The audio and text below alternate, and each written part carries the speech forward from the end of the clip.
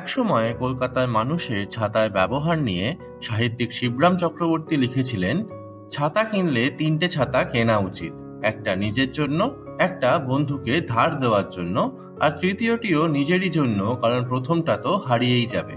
যদিও কলকাতায় ছাতার ইতিহাস বলে 19 শতক পর্যন্ত ছাতা ছিল কেবলমাত্র কোম্পানির সাহেব এবং দেশীয় বাবুদের বিলাসের সামগ্রী। সেই সময় সাহেবরা ব্যবহার করত এক জাতীয় গোল ছাতা, যাকে বলা হতো রাউন্ডেল, আর সেই ছাতা বয়ে নিয়ে যাওয়ার জন্য ছিল এক ধরনের বিশেষ চাকর বা ছাতা বারদার, যাদের বলা হতো রাউন্ডেল বয়। তবে এই গোল ছাতা কিন্তু কেবলমাত্র সমাজের উচ্চবিত্ত মানুষরাই ব্যবহার করতে পারতেন, আর বাকিদের জন্য ছিল চৌকো ছাতা বা স্কোয়ারটেল। প্রথমে কলকাতায় এইসব ছাতা আমদানি করা হতো বিদেশ থেকে। তারপর 1882 সালে দেশের সাধারণ মানুষের জন্য এই শহরেই ছাতা তৈরি করার উদ্যোগ নেন মহেন্দ্রলাল দত্ত।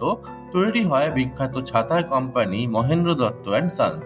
পরে এই কাজে এগিয়ে আসেন আরেক বাঙালি, কার্তিক চন্দ্র পাল বা কেসি পাল, এবং মূলত এদের প্রভাবেই আভিজাত্যের গণ্ডি থেকে বেরিয়ে এসে ছাতা পৌঁছয় সাধারণ বাঙালির হাতে। তবে একসময় ছাতা বাহকদের কাজ করতেন যে সমস্ত মানুষরা, পদ্মারকোট অঞ্চলে তাদের বসবাসের জায়গাটা আজও পরিচিত ছাতাওয়ালা গলি নামে।